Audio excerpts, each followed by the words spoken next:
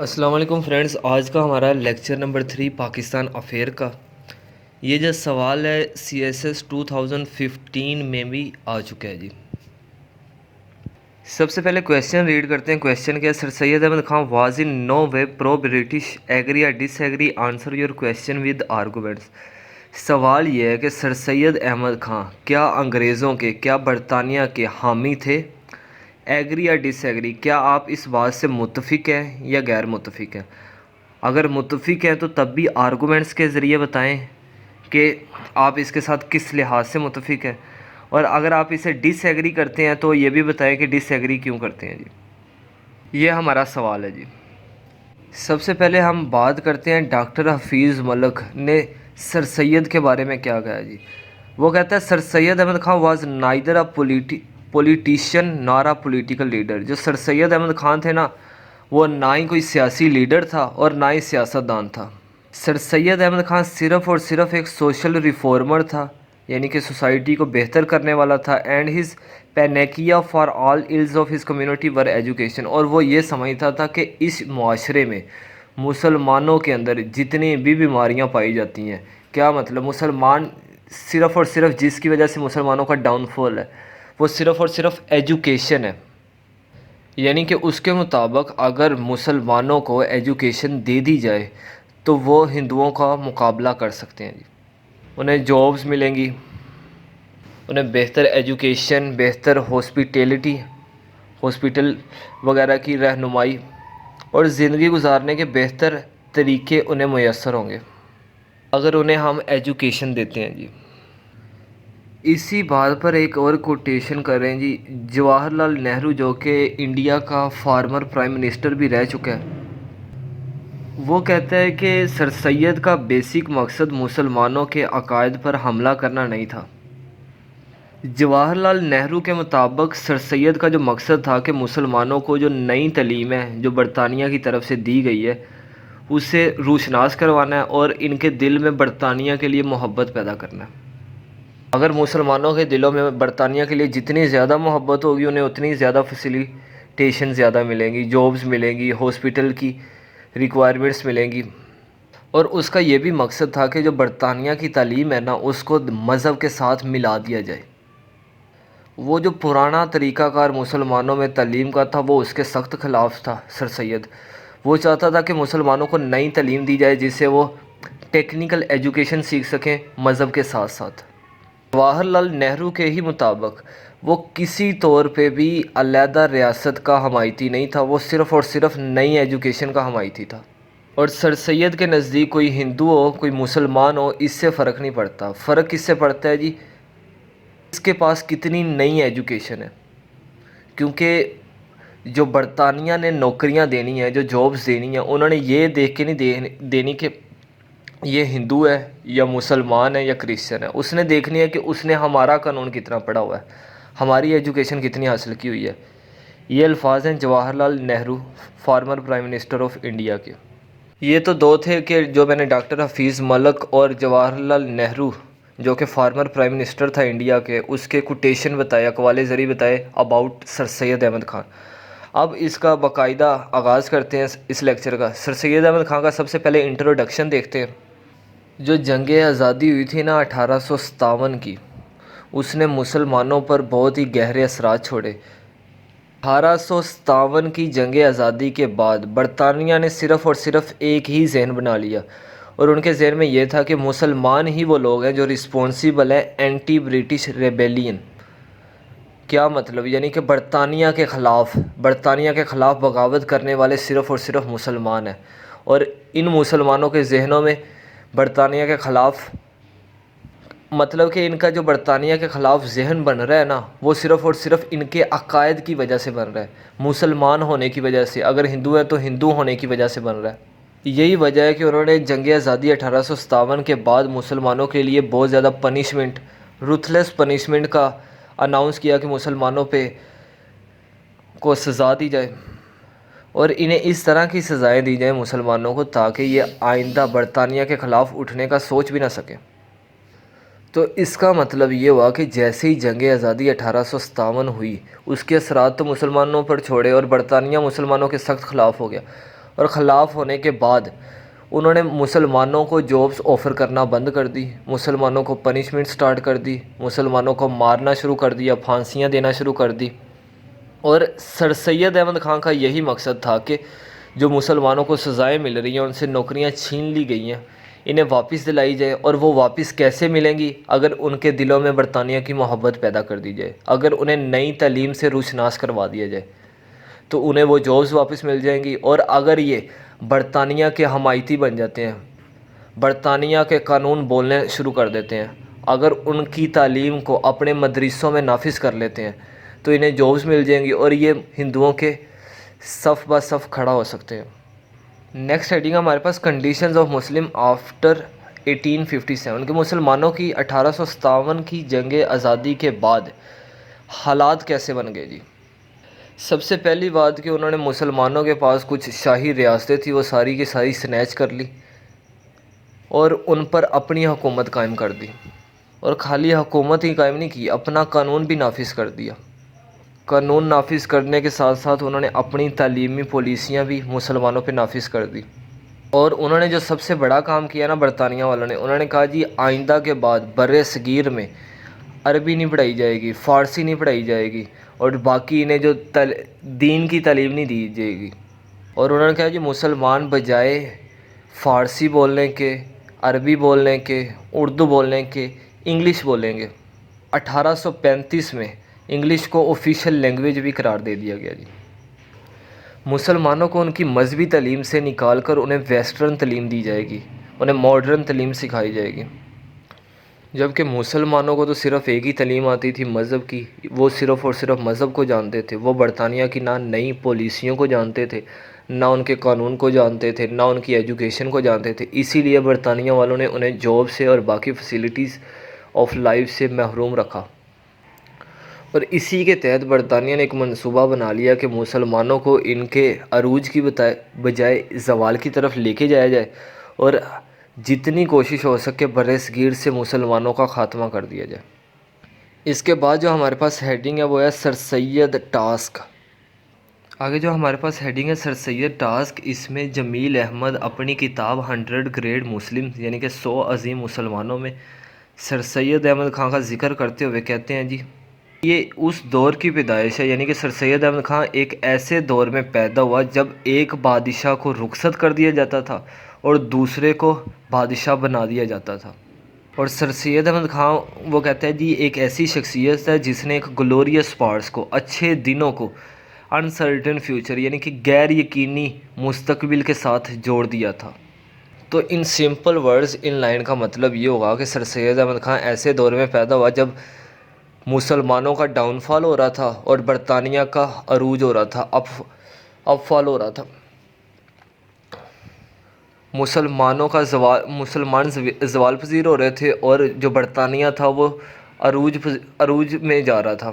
دوسرا یہ کہ مسلمانوں کے وہ جو عظیم دن تھے وہ تو چلے گئے تھے، پھر اس نے مسلمانوں کے عظیم دن جو گزر چکے تھے، اب جو پستی کا شکار ہو چکے تھے، اس نے ان دنوں کو برطانیہ کے فیوچر کے ساتھ جوڑ دیا، ایک ایسا فیوچر جس میں مسلمان تھے ہی نہیں، اس نے ان کے ساتھ جوڑا اور مسلمانوں کو دوبارہ ان کی پوزیشن دلوانے میں کافی اچھا کام کیا۔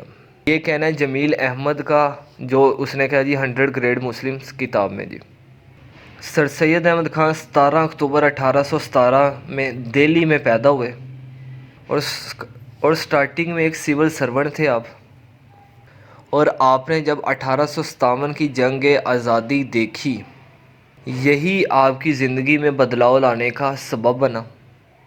اور سر سید احمد خان کے نزدیک اگر مسلمان اپنی جو پوزیشن ہے پولیٹیکل آئیڈینٹی یا اپنی آئیڈینٹی ناردرن انڈیا کے اندر یا اپنی سوشل آئیڈینٹی کو ریہیبلیٹیٹ کرنا چاہتے ہیں، دوبارہ اسی لیول پر لے کے جانا چاہتے ہیں، تو وہ کہتے ہیں جی ان کے لیے انگلش لازمی ہے، بغیر انگلش پڑھے، بغیر سائنس کا علوم حاصل کیے یہ ترقی حاصل کر ہی نہیں سکتے۔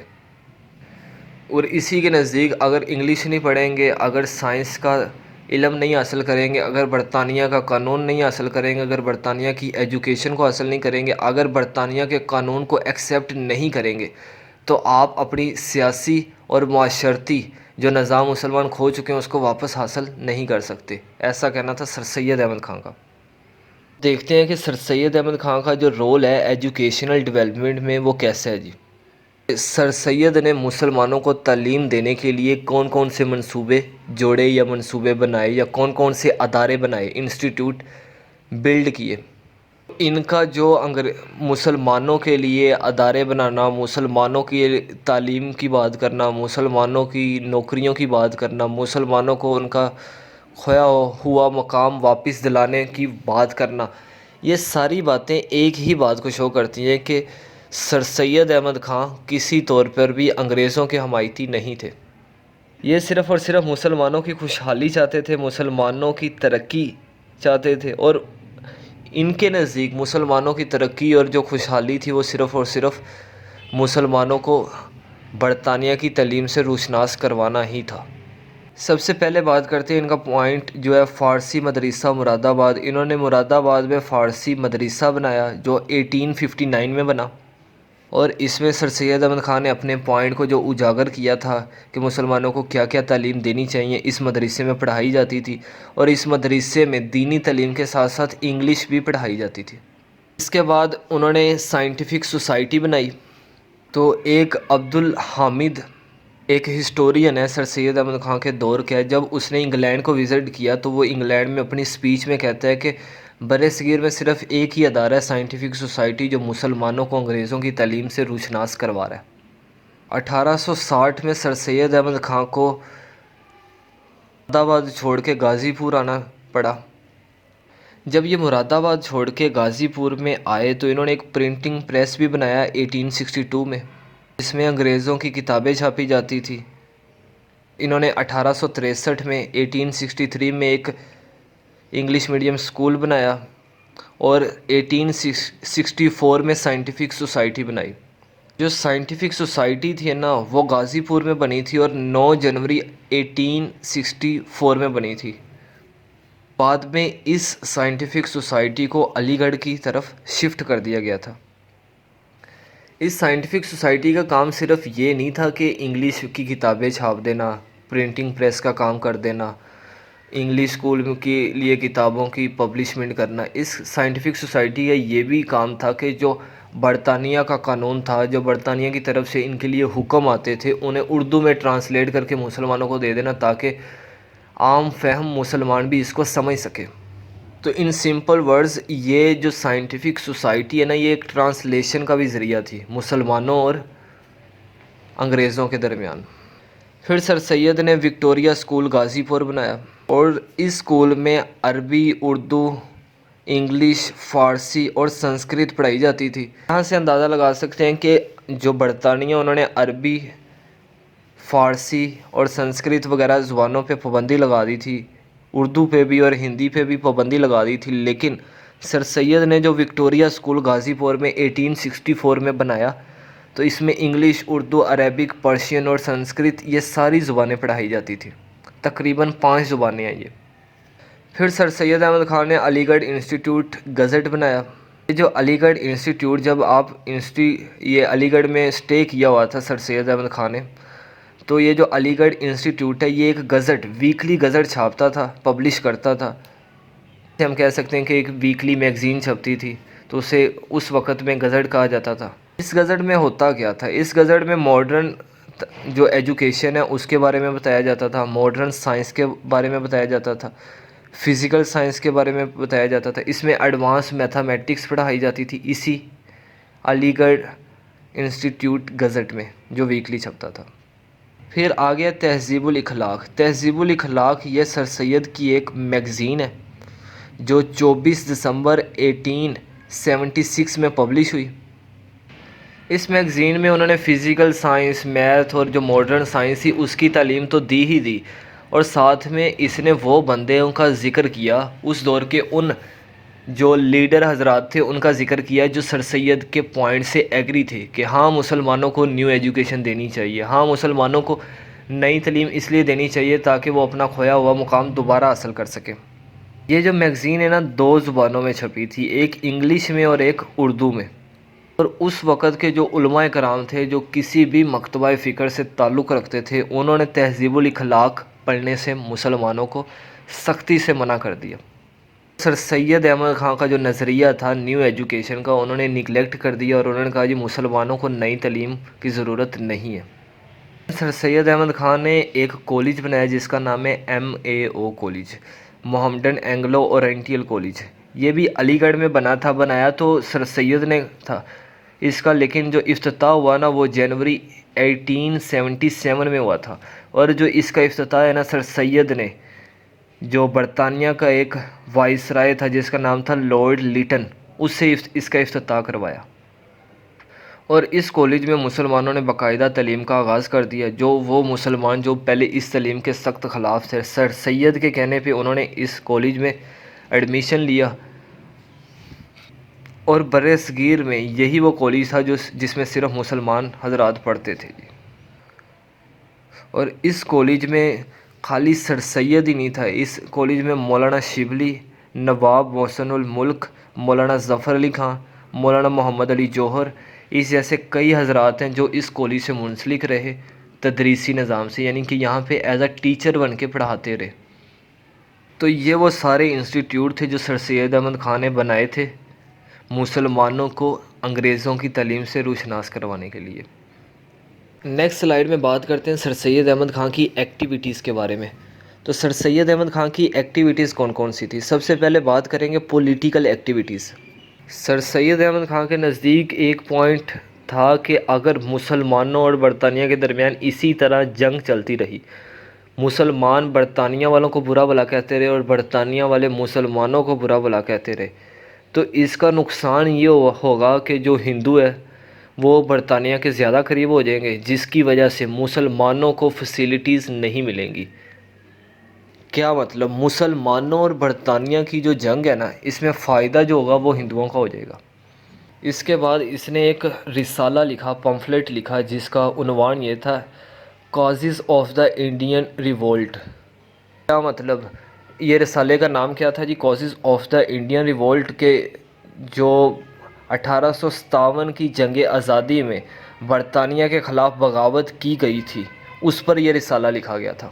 اس رسالے کا عنوان سے ہی ثابت ہو رہا ہے، اور اس رسالے کے اندر جو سر سید احمد خان نے باتیں لکھی، اس کا کنکلوژن، اس کا نتیجہ یہی ہے کہ 1857 کی جنگ آزادی میں مسلمان انگریزوں کے خلاف نہیں تھے، صرف اور صرف ہندو انگریزوں کے خلاف تھے۔ اس رسالے کو اردو میں کہتے ہیں رسالہ بغاوت ہند، رسالہ اسباب بغاوت ہند۔ سر سید احمد خان نے کہا کہ ہمیں ہندو پولیٹیکل آرگنائزیشن میں شامل نہیں ہونا چاہیے، اسی لیے اس نے ایک ایسوسیشن بنائی جس کا نام تھا برٹش انڈین ایسوسیشن، جس میں مسلمانوں کو شامل کیا گیا جی۔ تو یہ تھی اس کی سیاسی ایکٹیویٹیز، پولیٹیکل ایکٹیویٹیز، جس میں اس نے پولیٹیکل ایکٹیویٹیز میں ایک تو رسالہ لکھا، دوسرا اس نے لوئل محمڈن آف انڈیا کے نام سے ایک اپنی سروسز کے بارے میں بتایا کہ مسلمانوں نے کون کون سی سروسز کی ہیں، کون کون سی سیاست میں حصہ لیا، اور وہ سیاست میں انہوں نے جو بھی حصہ لیا وہ برطانیہ کے خلاف نہیں بلکہ برطانیہ کے حق میں ہے۔ اور اس کے علاوہ اس نے ایک ایسوسیشن بنائی جس کا نام تھا برٹش انڈین ایسوسیشن، اور مسلمانوں کو ایڈوائز کیا کہ آپ ایک علیحدہ سے سیاست کریں گے، اپنی ایک علیحدہ سے آرگنائزیشن جو میں نے بنائی ہے اس میں شامل ہو جائیں، کسی بھی ہندو آرگنائزیشن میں شامل نہیں ہونا۔ اس کے بعد اس کی سوشل ایکٹیویٹیز میں دیکھیں جی، اس نے وہ جو اپنا رسالہ لکھا تھا تہذیب الاخلاق، سر سید کے نزدیک جو اس نے رسالہ تہذیب الاخلاق لکھا تھا، اس کے نزدیک یہ تھا کہ اس نے مسلمانوں کی جو سوشل ایکٹیویٹیز ہے نا، جو سوشل لائف ہے، اس کو بہت ہی بہتر بنا دیا ہے، اور اگر کوئی اپنی سوشل لائف کو بہتر بنانا چاہتا ہے تو وہ تہذیب الاخلاق رسالہ پڑھے اکارڈنگ ٹو سر سید۔ اس کے بعد اس کی لٹریری ایکٹیویٹیز دیکھیں، یعنی کہ اس کی ادب میں کون کون سی ایکٹیویٹیز ہیں، تو سر سید کو جو ماڈرن اردو پروز ہے نا، یعنی کہ جو ماڈرن اردو کے لکھاری ہیں، ان کا فاؤنڈر بھی بولا جاتا ہے، اور اس نے مسلمانوں کو ایک اپنے جو تھاٹس ہیں نا اس کو ایکسپریس کرنے کا ایک نیا سٹائل سکھایا، اور اس نے ان ٹاپکس کو ٹچ کیا جو کہ ہندوستان کے کسی اور اس وقت کے لیڈر نے ٹچ نہیں کیا۔ کیا مطلب؟ مطلب یہ کہ جیسے یہ نظریات رکھتا تھا نا، جیسے اس نے نظریات پروڈیوس کیے ایسے ہندوستان کے کوئی اور لیڈر نظریات نہیں رکھتا تھا، اور اس کے نظریات سے یا اس کے نظریات کی حمایت کرنے والے مولانا محمد علی جوہر، مولانا شبلی نعمانی، مولانا ظفر علی خان، یہ سارے اس کے ہم اثر تھے۔ آگے بات کریں ویسٹرن ڈیموکریسی۔ ویسٹرن ڈیموکریسی کا مطلب یہ ہے کہ مغرب کی جو ڈیموکریسی ہے، مغربی جمہوریت ہے۔ سر سید احمد خان مغربی جمہوریت کے خلاف تھا، لیکن مغربی ایجوکیشن کا حمایتی تھا۔ تو اس سے یہ ہے کہ اگر وہ جو سر سید ہے وہ پرو برٹش ہوتا، اگر انگریزوں کا حامی ہوتا، تو وہ ویسٹرن جو مغربی جمہوریت ہے اس کو مسلمانوں پہ لاگو کرتا، جبکہ اس نے کیا کیا، مغرب کی تعلیم اور مذہب کو ملا دیا، کیونکہ سر سید کے نزدیک اگر مغربی جمہوریت کو ہندوستان میں لاگو کر دیا جاتا، امپلیمنٹ کر دیا جاتا، امپوز کر دیا جاتا، تو ہندو زیادہ میجورٹی میں تھے اور مسلمان مائنورٹی میں تھے، تو ایٹ لاسٹ جو لیڈرشپ بننی تھی، جو گورنمنٹ بننی تھی، وہ صرف اور صرف ہندوؤں کی بننی تھی، مسلمانوں کے ہاتھوں کچھ بھی نہیں آنا تھا اکارڈنگ ٹو ویسٹرن ڈیموکریسی۔ اگر ویسٹرن ڈیموکریسی ہی برِ صغیر پر سب کانٹیننٹ پہ امپلیمنٹ کر دی جاتی۔ اس کے بعد دیکھیں اردو لینگویج۔ سر سید احمد خان نے 1867 میں 1867 میں مسلمانوں اور ہندوؤں کے درمیان ہندو اردو کا ایک تنازع شروع ہو گیا، جس میں ہندوؤں نے کہا کہ جو اردو ہے نا اس کو کمپلیٹلی طور پہ ختم کر دیا جائے، اور جو ہندی لینگویج ہے یہ آفس وغیرہ میں، جو پبلک آفس ہیں یا جو ڈپارٹمنٹس ہیں یا جو سیکٹرز ہیں گورنمنٹ کے، اس میں امپلیمنٹ کر دیا جائے۔ تو سر سید نے اس کی بھرپور مخالفت کی، اور اس نے کہا جی ہندی نافذ نہیں کی جانی چاہیے، یا تو انگلش لینگویج رہنے دو، اگر انگلش لینگویج نہیں رکھنی تو مسلمانوں کے لیے اردو ہوگی اور ہندو اپنے لیے ہندی کا چوز کر سکتے ہیں۔ اور جو کانگریس ہے نا، انہوں نے ایک آئیڈیا نیا نکالا تھا 1867 میں، اور وہ آئیڈیا یہ تھا کہ ون نیشن، ایک قوم۔ تو سر سید احمد خان نے بعد میں اس کی بھی مخالفت کر دی، جبکہ سر سید احمد خان پہلے اس کے حمایتی تھے۔ تو لاسٹ پہ اس کے کنکلوژن کی بات کریں کہ سر سید احمد خان پرو برٹش تھا یا نہیں تھا، تو یہ جتنے بھی آپ کو آرگومنٹس دیے گئے، اس میں یہی ڈس ایگری کیا گیا کہ سر سید احمد خان پرو برٹش نہیں تھا، جبکہ وہ صرف اور صرف ایک سوشل ریفارمر تھا۔ اس نے جو انڈین لوگ تھے، جو انڈین پیپل تھے، اس کی ویلفیئر کے لیے بہت زیادہ کام کیا، اور اسپیشلی مسلمانوں کے لیے بہت کام کیا۔ مسلمانوں کے لیے اس نے ایجوکیشن کے ساتھ ساتھ جابس اپورچونیٹیز کا کام کیا، اور انہیں پولیٹکس کا میدان ہو، لٹریری میدان ہو یا اردو لینگویج کا تنازع ہو، ہر لحاظ سے مسلمانوں کو اس نے سپورٹ کیا۔